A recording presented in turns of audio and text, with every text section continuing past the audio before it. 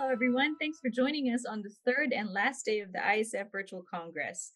My name is Francine Sayok from the International Seed Federation, and today we have a great topic to cap off this 3-day series of discussions. We are talking about the next chapter of innovation in seed. The seed sector is one of the most research-intensive sectors, and with the recent experience of COVID-19, there seems to be a shift among people's view of science in a more positive way. What's in store for innovation in seed and agriculture? And to get answers to that, we have an exceptional panel of speakers today. You've heard the 3 opening statements previously, and now they're live to answer your questions. We have with us Dr. Louise Fresco, President of the Executive Board of Wageningen University and Research, Mr. Neal Gutterson, Chief Technology Officer of Corteva Agriscience, Mr. Vicente Navarro, Senior Vice President of BASF Vegetable Seeds, and Mr. Jeff Rowe, President of Syngenta Seeds. I'd like to start the discussion with a quick reaction from Dr. Fresco on the opening statements of our industry leaders. Dr. Fresco, please. Thank you very much, Francine, and thank you to the organizers for inviting me. It's a real pleasure to be with so many people, not all of them I can see, to talk about such an important subject. Yes, seed is the most innovative sector, but it's also a very complicated sector and very often an invisible sector. The public at large often thinks about farming after the seed has been put in the field. And the seed is invisible because people do not realize very often how much science is embedded in the single seed that is being planted. And I think that's one of the reasons why the discussions today after or during the corona crisis make life complicated.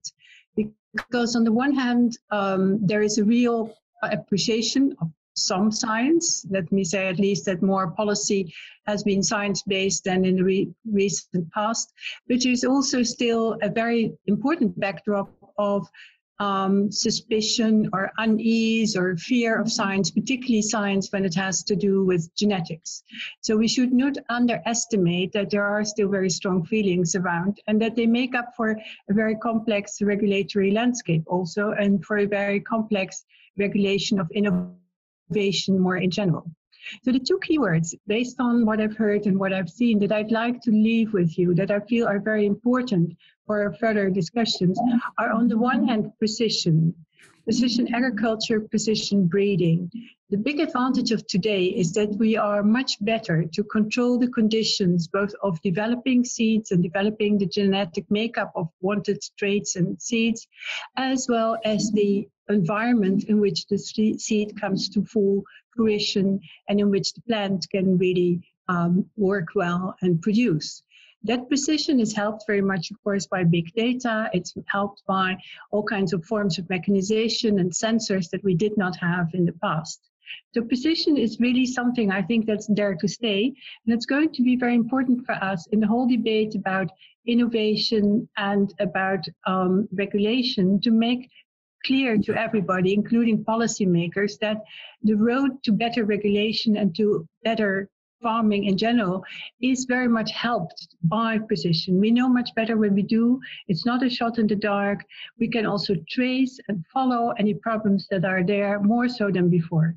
And farmers, of course, are the artists, if you want, of precision, of the location specific, and helping farmers, empowering them to get the best out of their seeds, I think is a way also to present the issue of seeds and innovation that will help the public and policymakers to understand that we're not doing things that are strange, dangerous, and so on. That on the contrary, it's the control, it's the precision breeding, the precision agronomy, the precision also in the food chain that can help us very much.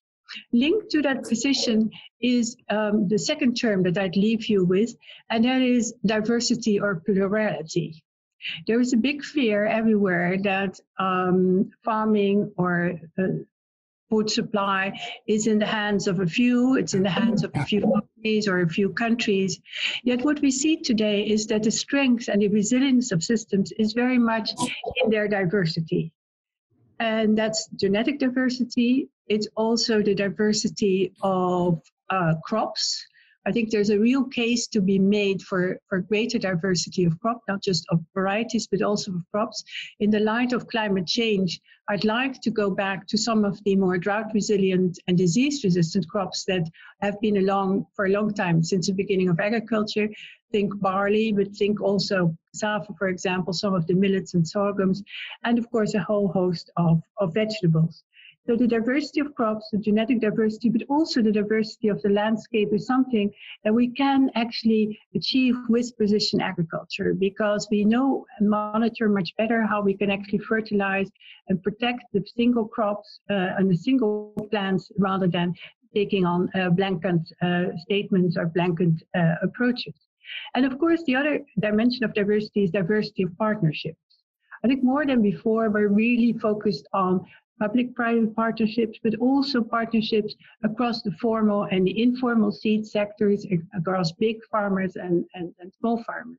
And one way to engage the public and farmers even more, I think, is by giving them a chance to also participate in some of the research. There's some good experiences with science, which we sometimes call citizen science, where there is this participation and this diversity, which engenders a debate which is really of importance.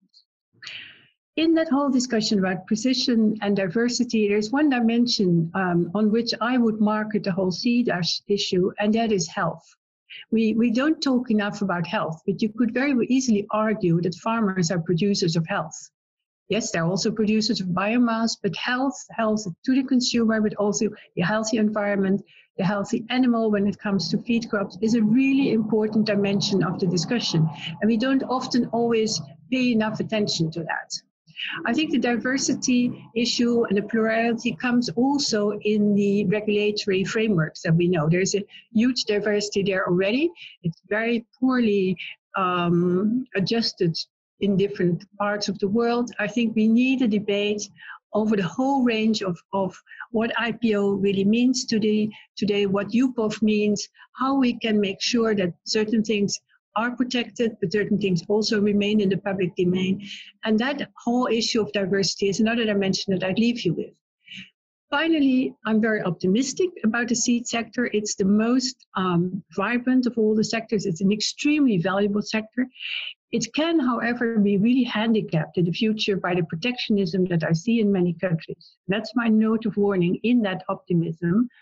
If anything needs to travel freely in this world, it really is seed. Seed is so important. It's the beginning of agriculture. Without seed, there is no agriculture. And so that should be exempt of all kinds of barriers. Countries now, partly as a reaction to COVID perhaps, and publics want to protect. Protection is in the plurality, it's in the precision, and it's in the openness. Thank you very much. All right, first question. Jeff, you spoke about the next big shift in agriculture to solve challenges like data science, digital solutions in farming, and plant breeding. And this goes back to what Dr. Fresco mentioned in her opening statement about precision. Can you give some examples of what we can expect to see in the future? Sure. And let me just say thanks for the invitation. It's great to be here with so many people. And I can commend ISF for putting on this conference virtually. So, look, the future is quite interesting in agriculture. As Louise mentioned, there's a lot of things to be excited about. Yeah, so it's a big question. But as I think about some of the areas that I think are most interesting, most exciting, I do go to the digital and data space. I believe it is the next big wave of major step change in innovation in agriculture. And I'll just give you a couple of examples. If you think about the way farmers and growers are using data now, they have the ability to be able to much more precisely select which seeds will be planted where in their operation. There's a much more robust partnership that exists between the seeds provider and the ultimate seed user to be able to ensure that the seed is properly selected for a given farm or a given environmental condition. And then it's not only going to produce more efficiently, but also more sustainably, so that we have a much more robust connection at that farmer level. The second area that comes to mind is just in product development. Is you think about the way the plant breeding has evolved over my career and before. it used to be all about the amount of time you spend in the field. It's boots on the ground was kind of the term that was used by plant breeders. And what we've got now is with very sophisticated molecular techniques, molecular marker, molecular breeding, and much more computational approach to breeding, we're finding that we can do the job not only better, but more efficiently, and unlocking a lot more diversity that may not have been relevant or possible in the old system. And I also want to pick up on one of Louise's comments, which I thought were excellent. But this ability to access diversity and collaboration diversity, I think, is really critical as we move forward, because our ability to tackle problems in an environment where we have to now deal with climate change and a growing population, to me, it means that we have to be, as an industry, as a society, much more collaborative. And the ability to use tools like digital and data analytics allows us to accelerate that collaboration so that we don't have to spend 5 years looking at phenotypes. We're able to analyze the genomics and be able to then make a much better, more informed decision much earlier. And then the third area is just customer interaction. And what I mean by that is, I grew up on a farm. I've seen plans in farms for years, and typically there's a lot of time spent pre-planting, and then planting happens, and all the plans kind of go out the window, right? Because you've got some flooding going on over here, or seed didn't arrive over here, or they didn't get the fertilizer down, and so who knows what happens in the execution. What I've seen with the digital tools and the precision pieces is that we have a much, much better connection between the plan and what actually happens in the field. And that's really powerful, because then you're able to connect through the season and make adjustments as you go, because you're much more informed. And then the final component to this piece is, we talk often, I spend most of my time talking about farmers and growers, but we also have to be aware of consumers. And at Syngenta, we have a vegetable business. And so the other digital connection that we have is the ability to connect our products directly to the final consumer of our product and analyze what their preferences are, what do they want, when do they want it. That opens up a whole new realm for us as an input provider. And so I'm very excited about that new dimension as well. So those are the things that come to mind. Thank you. Neal, same question. Can you give us some examples of what we can expect to see in the future from Corteva? Just want to start also by acknowledging ISF and the wisdom of doing this sort of a virtual event and this great panel that we have today. So thanks very much for having me.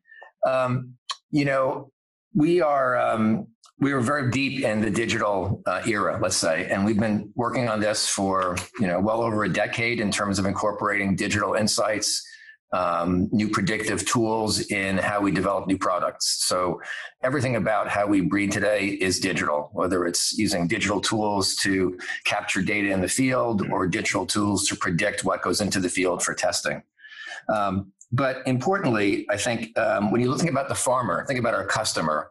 The essence of it to me is our focus on essentially simplifying for the farmer through technology. Now, the farmer has many decisions to make, and Louise talked about this sort of silent seed and then all the other decisions. Well, there may be 50 plus decisions in a growing season. It's very complex to know what the outcome of those decisions will be. And so part of our goal was to simplify the life of the farmer through technology.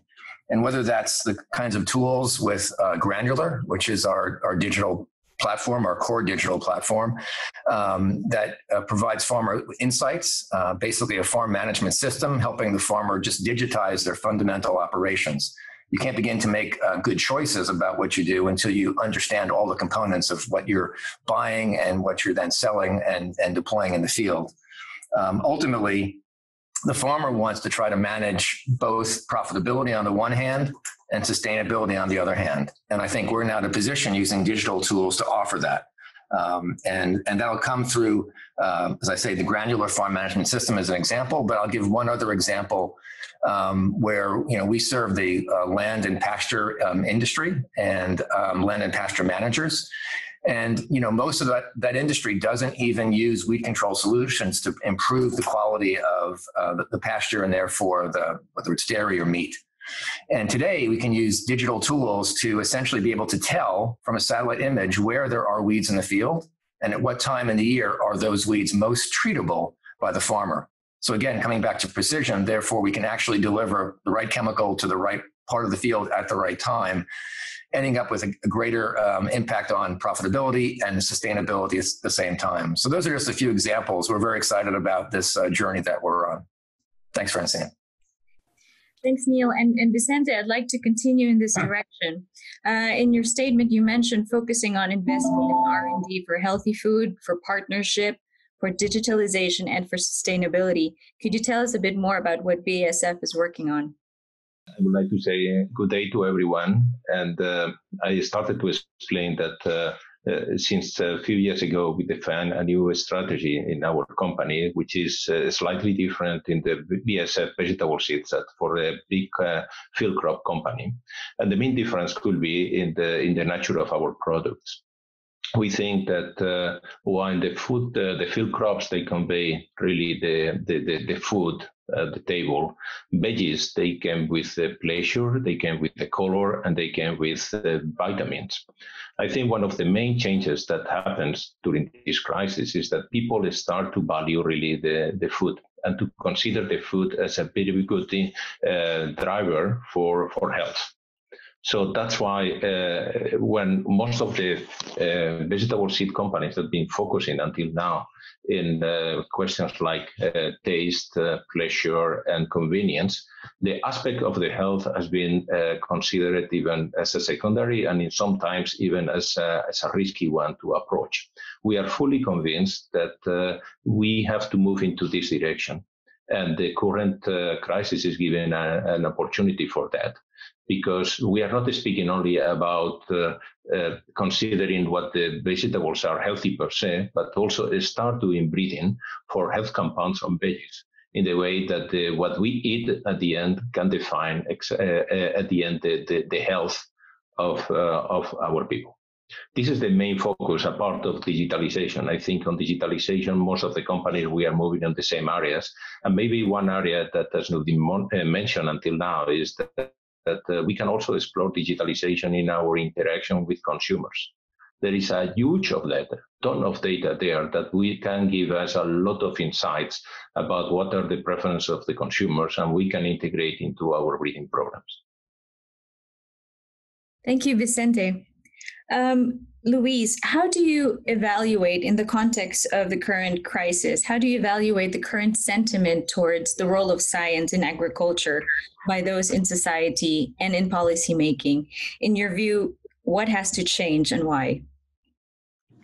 I think on the positive side, it's very clear that politicians do take account of science in general. And our colleagues in the medical sector have been lucky in some ways because there hasn't been a lot of objection to the use of science. One of the interesting things in the COVID crisis will now be what happens to vaccination, because as you know, there is a not negligible minority that feels that vaccination is a risk factor and should not be done. I haven't heard them yet, but it might very well be that this comes up again. Now, does this extend, this wider acceptance of science as a basis for policy making to agriculture? I'm not entirely sure. I think there's also a generational issue here that I'd like to highlight. I'm quite convinced also from the fact that I work at the university, that the younger generations are more science-minded than the 45-plus generation. They accept science more easily. They are very conversant with some aspects of data, digitalization. And although genetics is in some ways complicated, I find, for example, our young biology students, I just chaired a meeting yesterday of biology students, and you see how strongly they feel that all the tools at their disposal should be used to improve the world. And hence, I think that in the longer term, we can be positive. Now, of course, policy is set by policymakers, and it's very regrettable that in all the countries I know, it's maybe an exception in some Asian countries, policymakers have no science background and are easily misled by half-truth, unclear statements on science, particularly when it comes to regulation. And so you get things that are actually quite complicated. And on the one hand, there is, if I limit myself to Europe, there is a tendency to regulate a lot.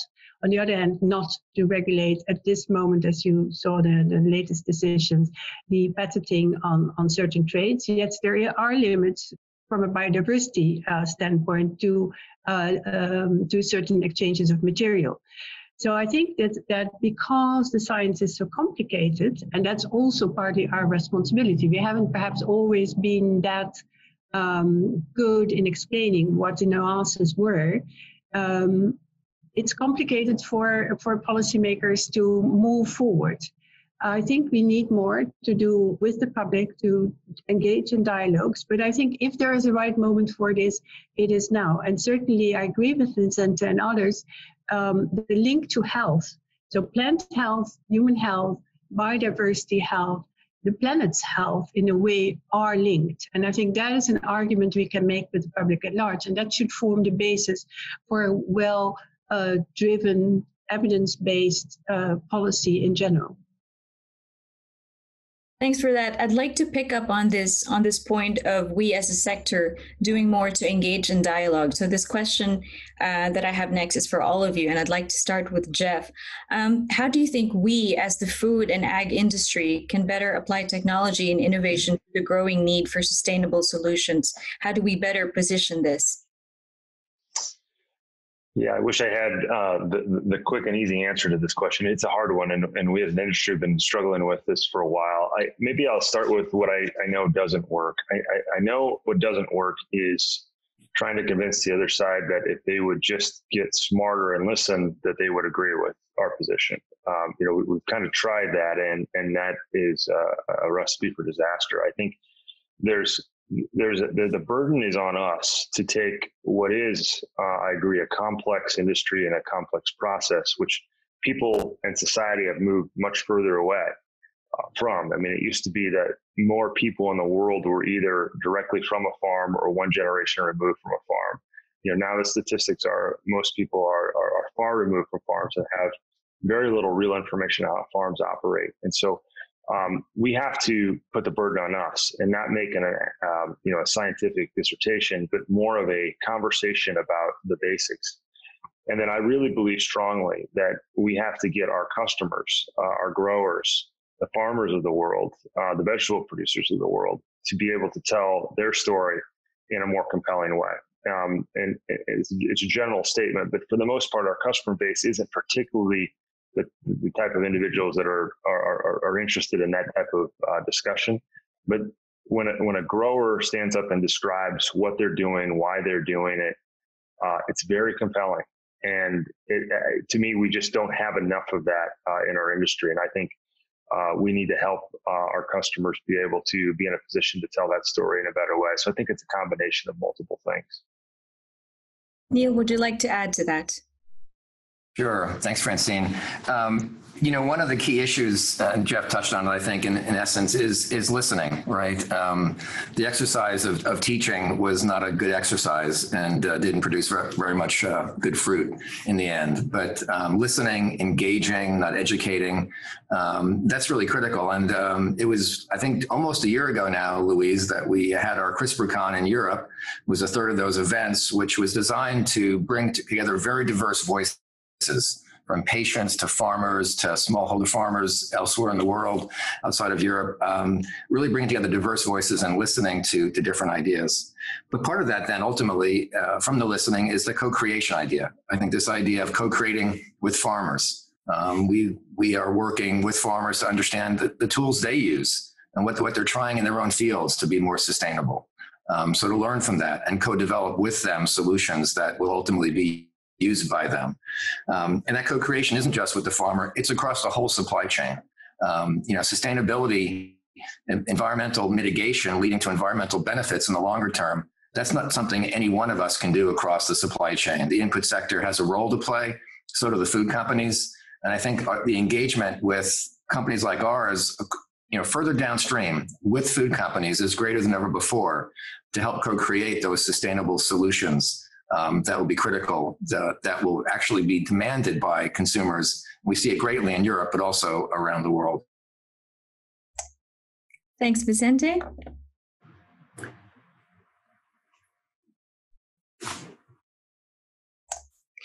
Sorry, you're on mute.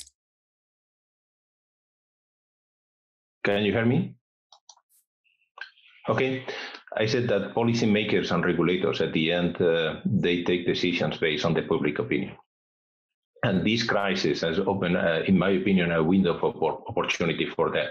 When we look how people is embracing communication technologies, or who is embracing e-commerce, and an unprecedented percentages if you compare with prior to the crisis, I wonder if we cannot have an opportunity now to place and position ourselves into the impact of the food and the health and sustainability, as we mentioned here. But we always make the same mistake. We have they have an emotional discussion when we come into a scientific discussion. And then we speak basically two different languages that will be very difficult to connect. So what I think we have to come with products that really can conquer the heart of the consumers. It's not so much about the growers. It's not so much about our customers. It's more about the consumers. And if the consumers, they understand that even eating a particular product, they can prevent the cholesterol level, or they can prevent that they will not need anymore any pill to cover this, I think we will gain our battle. But at the end, everything that we do has to go with defending our license to operate. And unfortunately, what we see until now is more the tendency to be over-regulated. Now, I want to shift the conversation a little bit to partnerships, which Louise also mentioned in her opening statement. Public-private partnerships are often raised as an effective means to arrive at solutions and address challenges in a collaborative way. Louise, what are your thoughts, and where do you see opportunities for this down the road? I think that partnerships are there to stay in a way, but there are many different types of partnerships. What you see actually, in my view, is a convergence of the interests of the public and the private sectors. The public sector also wants some degree of protection, for example, for all the traits that are being developed. So in the public mind, the idea of the public at large is, okay, the private sector is sitting on its inventions and the public sector is all free. I think that is a dichotomy that's not true anymore. And we see a whole range of areas of gray. But what we are missing still is indeed, as my colleagues and previous speakers said, is to really get the consumer on board. In the end, our client is not the farmer or the grower, it's really the consumer. And I think if you move towards platforms where on the one hand, we have the technology. On the other hand, we have the demands of consumers and indeed the whole food chain. We can move towards a more longer-term partnership. I mean, ideally, most consumers still get their food either through the internet or directly from supermarkets. A few, and perhaps that number will increase as a result of the COVID, will get it directly from farmers. But in any case, what they all want is something that's really tailor-made to their needs. It's not technology push, but it has be demand driven. And I think to build the right partnerships for the future, we want demand driven partnerships where we have indeed consumers, society, and particularly also retailers, supermarkets, who are very much the linking pin in the food chain to help build this idea that science is there to help the society, to help our needs, and all the different partners are logical steps on the way, so that it's not the PPS, as we call them today, the public-private partnerships, that is something very far removed from the consumer. So we need to find ways of communicating, and I do agree, this is also about telling stories. We haven't been very good at the telling of the stories. We have been very good at telling about innovation, but out of context. And so I'd like to see not just farmer experiences, but also consumer experiences. And the idea that there is a guarantee in the quality of the product because it is the result of a long-standing dialogue and partnership all across the food chain. Thanks for that. And I'd like to ask Neal to add to this, because you've also talked about partnership in your opening statement. And could partnerships play a role in offering specific technological solutions that could be applied to issues that COVID highlighted, such as waste and the need for environmental protection? Sure, Francine. Well, first of all, obviously partnerships are fundamental to what we do. And a lot of what we develop starts with external partnerships and collaborations on a technology side, as well as on the business model innovation side. But first of all, just to say that a couple of very diverse thoughts about partnership. First of them is that we need to be very open to new kinds of partnerships. And an example I would just give in the COVID world is that here in Johnston, Iowa, we have one of the largest genomic centers in the world, serving a very large breeding footprint and a biology footprint more generally.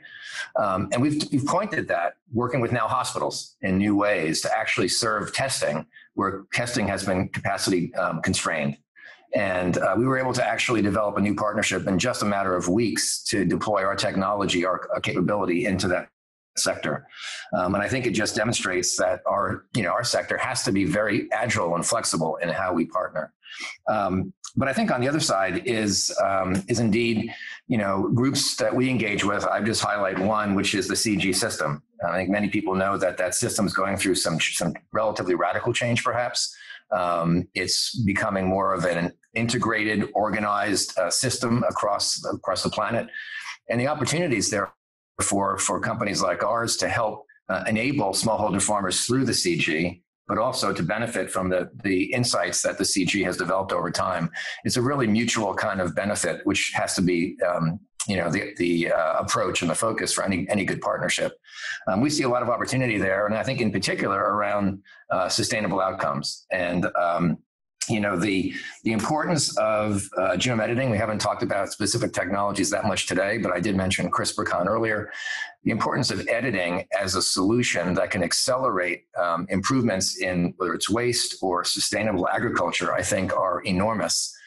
And partnering with groups, like the CG on deploying this technology to the benefit of smallholder farmers, to the improvement of sustainable and environmental outcomes, I think is going to be critical. And we're very excited about continuing to pursue those as a major focus for us.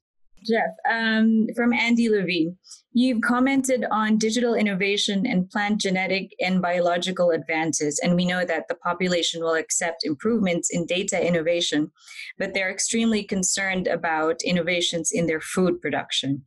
How do we bridge the acceptance and the knowledge gap between these two? What can we as a seed sector do?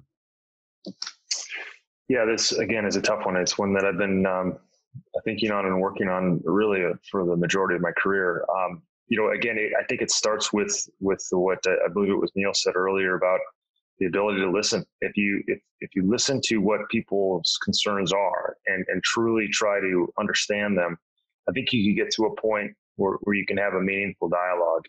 One of the things that I've lived in Europe twice, and one of the things that I like to do is engage with students. And I've been somewhat surprised sometimes when I talk to students. They'll do the background on me, and then they will come in loaded with a lot of information that they found from the internet, I'm sure, about all the kind of the horrors of the industry.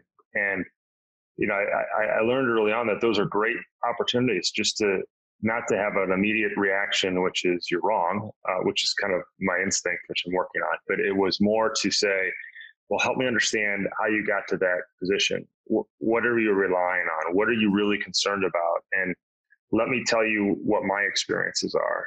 I do have to say that a lot of the experiences or a lot of the negative comments come to one of the notions is that the industry is taking advantage of the farmer, and that comes up over and over again. It's not the only concern, but it is one of them, and it's one of the ones that is used to fight technology. They'll say, well, the only reason that you're supporting GMOs is because farmers can't save seed, and then therefore you're able to sell seed to them every year, and then you make more money. And one of the advantages I have is that I can say, well, I grew up on a farm. I was on the farm before we had technology, and I'm on the farm today. And I can tell you, as a farmer, the technology that I have available on my farm today makes my life significantly better. I'm able to do a better job as a farmer. I'm able to take better care of the environment. I'm able to more reliably produce food and have a consistent income. There's many positives from a farmer perspective. It's not the only dimension, and I think Louise pointed out that a big part of this is consumer as well, and that's a little bit tougher conversation, frankly, because there's so many different consumers that have different opinions. I think on the consumer side, back to one of the earlier points, I do think the digital aspect of this gives us an opportunity, because you could envision a future where you have a digital linkage to how products were produced, so that consumers, while they're not observing obviously what's going on in a vegetable field or a soybean field, you could see a future where they would be able to get a digital report on how products were produced, so that they can feel good about the way those products were produced, and hopefully the positive impact it would have on the environment. So again, it's a multidimensional thing.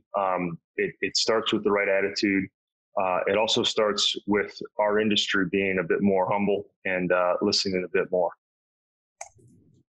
Thanks for that, Jeff. I'd like to switch gears now a little bit. And this next question is for Vicente. Today happens to be the World Anti-Counterfeiting Day.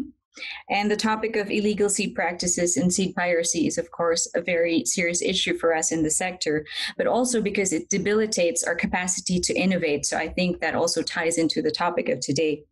What do you think are immediate actions that need to be taken to curb illegal seed practices and safeguard innovation for the long term?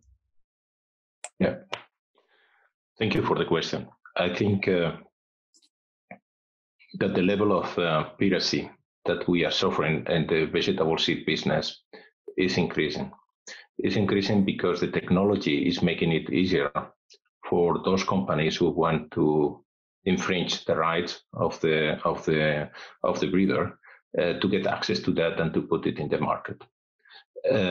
What we should do, I think one of the things that we should do, and has been traditionally done by the industry, is to accelerate innovation. You keep innovation ahead of anyone who can copy about that. This has been traditionally the case, and due to the vegetable business, the agriculturization has been enough for the moment to protect the industry. But it's not longer the case. As I mentioned before, technology is making much more easy the access to these parental lines by infringers. What I think we have to do is to be very clear about that among us, and to establish a very good rules of the game. First of all, the seed companies, they have to protect products. If you don't protect your own inventions, you don't have any right. You can not only think that the hybridization model will protect you from infringers. You have to make use of the tools that we have. Second, as an industry, we have to do our best efforts in order to extend the current protection method, the UPOV, as many countries as possible, and to discuss with authorities and to explain to them why it's important that this protection is there. And having said that, this question deviates a little bit from the discussion that we are having until now, because again, put us in front of the policymakers, in front of the regulators, and every time that we go there, and they are considering as only business oriented. When I think we have to convey the message that we don't bring genetics. At the end, what we do is to bring healthy food to the table of the people. This is what we do. We don't want to consider ourselves in BASF Vegetable Seeds as the company who sells seeds and we develop varieties, but we are the ones who provide food to every day 600 million people. They are eating our own product, or the products that they are coming from our seeds. And this is the difference. I think we have to make this shift as well when we speak with regulators in order to put to win the battle. And co-create has been already, Neal has mentioned that, co-create, but not only with the growers. We consider the growers our customers, but at the end, the real customer is the consumer that eats our product and has an influence on the regulators. And once we win this battle, we will also have more possibilities to enter into the IP discussion that you just mentioned. Thanks for that. We have a great discussion going and a lot of questions coming in, and I wish we could go on, but unfortunately, we're down to the final few minutes of our live Q&A. So at this point, I would like to ask the speakers to give their final statements on the topic of examining innovation after COVID-19, and what Jeff said about telling our story in a more compelling way. Let me just start by acknowledging the amazing amount of participation I saw on this call. And I've gotten somewhat good at Zoom, so I'm watching all the chats and the Q&A coming in, and it just reminded me of what a great and connected and engaged community we have in this industry, and that's not nothing. In this world, there's a lot of people in the world who are really suffering a lot of pain right now. There's a lot of mistrust. We're dealing with the situation in the U.S., a very serious racial issue in the U.S. We've got the COVID situation going on. I just wanted to take a moment just to put a spotlight on how proud I am of our industry and how we are able to, I think, come together as an industry, take on some tough questions, have open dialogue, but be very positive. One of the things that I really enjoy doing is recruiting people who don't know anything about agriculture into our industry. And I believe that's incredibly important, because if you think about the problems that we are solving as an industry, they're some of the most important problems that our society faces. And one thing we know for sure is that we need diversity of thinking, diversity of experience, challenging to be able to solve these tough problems. And so I wanted to thank the team who participated today. Thanks for all the questions. I wish we would have had more time to get to them, but also just offer a word of encouragement to acknowledge kind of the great atmosphere that you have within this industry, and to do your part to not only tell our story better, but also recruit the next generation. And let's make sure the next generation is more diverse than the current. So thank you. Thank you, Jeff. Neal, we have you back. Would you like to give your statement?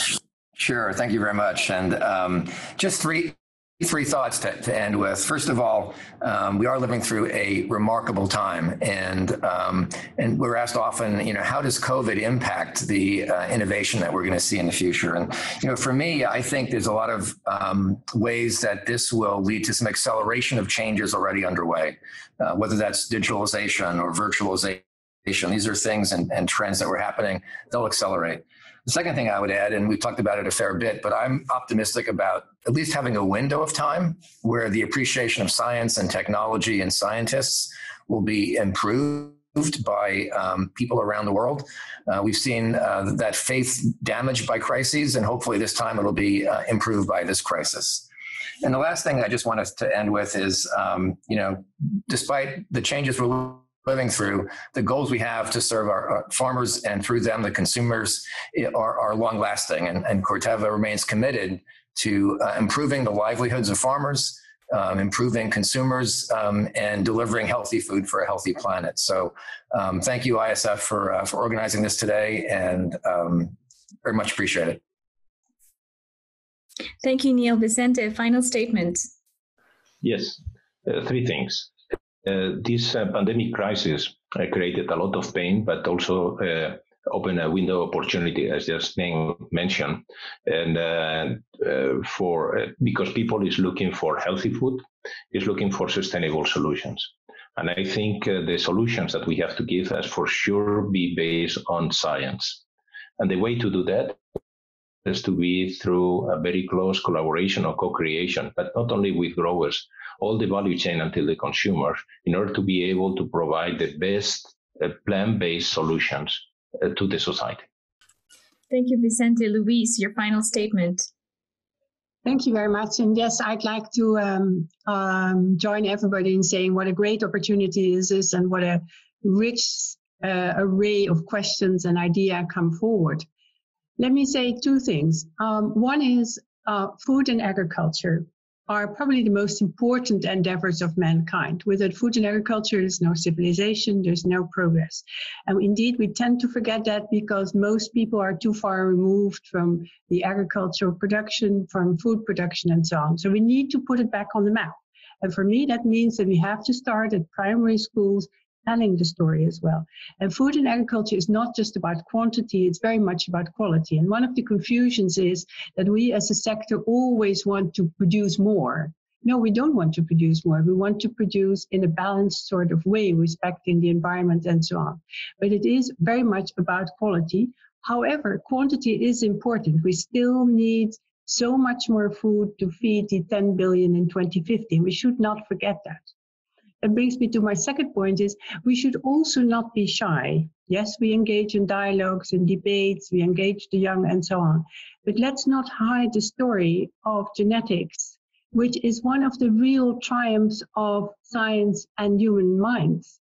I mean, it's fantastic if you think in the 200 years, more or less, since Darwin went on the Beagle and first started to understand something about the diversity of life forms, and not least about plants, how much progress we've made, how much more we understand. And it's our understanding of the finesses, of the details of genetics that really are a fantastic story to tell in itself. A story that's not just about producing more, it's not a story about earning a lot of money, it's a story of human curiosity, it's a story of trying to understand the natural forces around us to make something that makes our lives better, that makes our consumers healthier, and that make our societies also more resilient and more stable. And I think that exciting story is one that we should bring out perhaps even more than before. Thank you. Thank you very much. And once again, I would like to thank all of our speakers for this very enlightening discussion. It's 30 minutes. It's too short for this. In fact, we've gone over time, but I wish we had more time for this type of discussion. I also want to thank all of you who are watching this from your homes or your offices. It has been an excellent 3 days full of learnings and insights for us at ISF, and we hope it's been a great experience for you as well who are watching this. You can still view all the previous speeches and live Q&A sessions on demand via the ISF virtual platform until the 17th of June. And you can still also go to the Resource Center and download materials into your virtual briefcase. So once again, thank you everyone and have a great day. Goodbye.